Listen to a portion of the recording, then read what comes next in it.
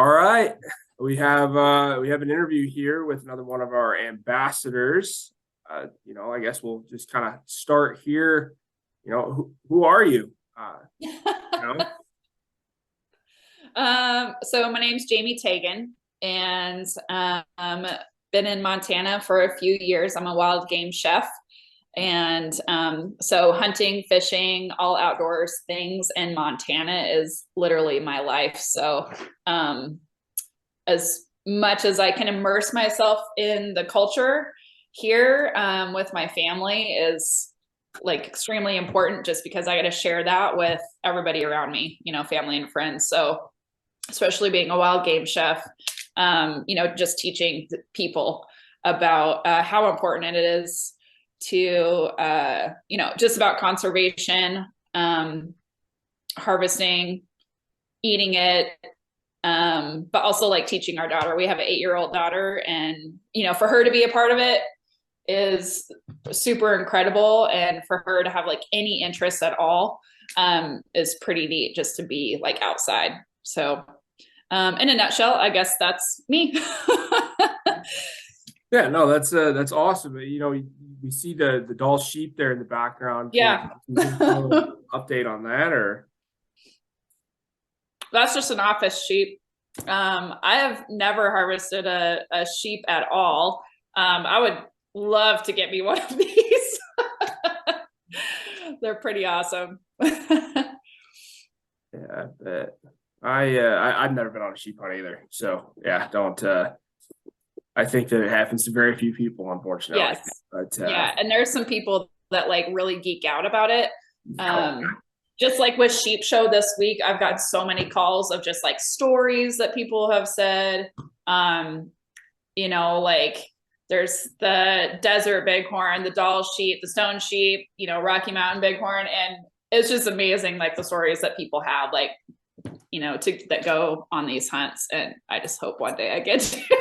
yeah, be stroking a lucky rabbit's foot for the next Yeah. 30 Yeah. years. So what was your introduction to hunting, fishing, in the outdoors? Yeah, I mean, growing up, I have a younger brother. We were always outside or at my grandparents' farm, fishing, camping. At the age of 5, we started skiing. So I grew up in northern Idaho, so we skied like McCall, mostly is where I grew up skiing. My dad really wasn't that much of a hunter. He was until I was about 10, and then just kind of quit and was family man type thing. But it really wasn't until I met my husband. We were living in Jackson Hole. We met and got married there, and he really introduced me to the whole like hunting lifestyle. He grew up hunting since he was little and being on ranches and being outside. So yeah, it just worked out pretty well. So as soon as him and I started hunting and fishing together, really my love for that just took off, and learning about wild game and my love for cooking it really. All right, yeah, that's awesome. Do you have any outstanding outdoor experience that like kind of rises, the cream to the top, like what cream of the crop, not cream of the top. But, is there anything that like, pops out in your head of, that's my favorite memory of outside? I love skiing, but my favorite probably hunt that I've ever experienced is probably one of like super emotional for me, I guess, was my first antelope. And that was actually just only 2 years ago. And so in Montana, like on the rivers, there's a lot of public land that you can access by river only. Mhm. And that's what my husband and I did. And to, fish and hunt at the same time, and creep up on these public lands and be able to, get out of the raft, kind of creep up, and they don't even know that you're there. Like, was such an experience, because then you get a fish down the river, and then getting your first antelope. Antelope are so cool. And they're like a very sensitive animal, like when you harvest one. So you have to like take care of it right away. Really important. And that whole experience was like, that's my animal. Like I love hunting antelope after that. So that's probably like my most memorable hunt, I guess. And we've done that now for a few years, and every time it's just like, it's so cool. Yeah, just a neat animal. So The antelope are awesome. Their hair every time. I know, isn't it? It's so weird. So weird. It's so weird. I'm not a very good. I'm not a huge rifle guy. I'm not a huge like great shot with a rifle, so I have to get really close. So don't feel bad like only getting your first antelope a couple years ago. Do you mostly do archery? Yeah, I'm better with bow and I love shotguns, bows and shotguns. Okay, so like bird hunting. Bird hunting. I see the turkeys. Turkeys, That's super elk, awesome. Anything with a bow, I'm very confident with. The rifle, I get so rattled. It's so far away. My husband is like he's really gotten into archery like the last few years. And he's like, Jamie, you should really try it. And I'm like, no, because I'm very confident with a rifle shot and like my gun, like I'm very, very comfortable with it. And I have all these people around me that are, archery. And I'm like, no, that's not me, So yeah, no, I'm jealous. I wish I was I need to put more work in to be a better shot with a rifle, but far stuff away, stresses me out. Yeah. So why hunting and fishing? You said, obviously you're a chef, obviously I get that, but like why hunting and fishing? What was the thought process of getting into that? Yeah. So, again, going back to my husband, just because he grew up doing it and that's what you did every fall. So him really teaching me about, doing hunter safety, learning, about your rifle, every aspect. We even really did the whole, like loading your own, like bullets and stuff like that for a really long time. But honestly, it's like something that we're teaching our daughter at 8 now. I mean, she started hunting with us when she was probably 2. So she's been around the whole process for a while. It doesn't gross her out or anything like that. But honestly, like it's something to be proud of because it's literally field to plate. And we process all of our own game. We don't take it to a processor. Like we've invested in the equipment, good equipment, so we can do really anything that we want. And then I obviously, with being a wild game chef, like I kind of have my cuts that I save for, filming and stuff like that. And so that really knowing where your food comes from and learning about each animal and really the value of like every part of the animal is super important. And so again, like going back, sharing that with family and friends who don't really know like what that process is really cool. Like this year we have all the processing equipment, so everybody comes over to our house. This year we processed, I think, 2 elk. I think we had 2 antelope and like 5 deer that were processed in our house. And to teach people that is super special because you get people that like are really grossed out about guts and like the process. Yeah. But then they're like at your house a couple times to see like the whole thing, and then they want to get in and help you cut off silver skin or like help you put it in the process or whatever. And so like to see that progression of people being super grossed out to people being like, yeah, let me jump in. Let me cut that up or whatever is really pretty cool. So that to me is completely worth it. And Yeah, then fishing, like we lived in North Dakota for a while, and walleye fishing is huge there.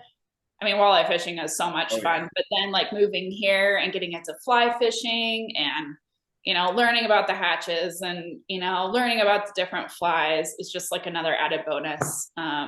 And just another way to learn. Yeah, I live just up the road from Canyon Ferry. So if you want to talk about walleye fishing, Yeah. like that's Awesome. my jam in the summertime when it's Yeah. Walleye fishing is so fun. oh, It is so fun. We miss it so much. Like we go back to North Dakota over July 4th, to Lake Sakakawea, and oh we yeah. fish for like a week. And it is the best time ever. We love it so much. Yeah. So, Oh, it's a blast. When it gets too yeah. hot to go, pull trout out of the Missouri, Yeah. you know, Yeah. just go walleye The fishing. lake's not going to be shut down. Yeah, exactly. So so Yeah. yeah, so obviously you're an MWF ambassador. Why did you want to make that transition? You're a chef, you're a mom, you work at Wild Sheep Foundation. I mean, you're married. I mean, you have all this stuff going on. What made you want to become, an ambassador? Just because like again, I want to show people the importance of conservation, the process, sharing it with, other kids, not just my own, and really how much Montana has to offer and like keeping that for everyone to be able to use, for a very, very long time. Um, and it doesn't have to be like fishing and hunting, right? It's like having hikes available, having, public access to the water to just have a picnic, all of that can be shut down very easily. And so if we're not there to promote it and be cognizant of the importance of having that open to the public is super important. And we try and live that all the time. So, yeah, hopefully that answers your question. No, I think I think that's great. We always talk about we have 640 million acres, but it seems like a lot of the world doesn't see it as their own place. Yeah. I wish that every single person saw that's my place. We need to take care Yeah. of it. Yeah. Well, and I feel like even, I mean, I'm in Bozeman, right? So it's like we have so much to offer here, and not a lot of people, like even our daughter's friends, parents, some of them, they just don't get out like and enjoy what we have to offer. Yeah. I mean, there's so much. Like, I feel like we've been here a few years. I haven't even seen a fraction of Montana. Right. And like, I grew up, summers in Darby and like the Hamilton area and stuff like that. And that is a fraction of what's out there, and there's just so much. It's so beautiful and cool. And I mean, even when you get to the eastern part of the state, it's like there are so many like really beautiful parts. I mean, people just think it's sagebrush, but I I mean, love there's the bird hunting out there, and there's, the painted hills and like part of the Badlands. And I don't know, it's just super cool. Like we paddle fish out there, on the nice. eastern part of the state. So like that's a huge draw for us to go out there. Yeah, it's just awesome. So Yeah. Oh, I love the eastern part of the state. That is I think people come for the mountains and stay for the breaks. The breaks yeah, yeah, are oh, oh they're my favorite. yeah.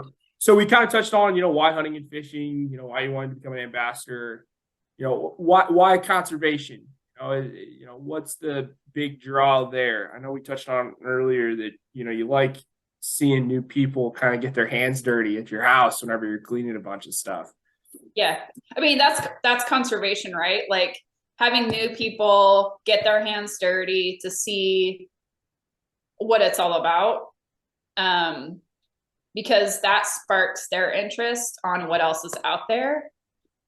which is really cool because they just want to keep on protecting our private land, or not our private lands, but our public lands. You know, you go anywhere else outside of the state and everything is private. Like you're paying for hunts, there is no public land, you know. Especially like down south. Like I did my first duck hunt in Texas in November with Beretta and Shoot Like a Girl. And it was so interesting because everything is private. And I'm like, that is so weird to me because we're so used to having like so much public. I mean, I grew up in Idaho. There's so much public land up there. I mean, North Dakota even, and South Dakota, and, you know, Midwest to the Northwest, there's just so much to offer. But you get down to the southern states and none of that is offered to anybody.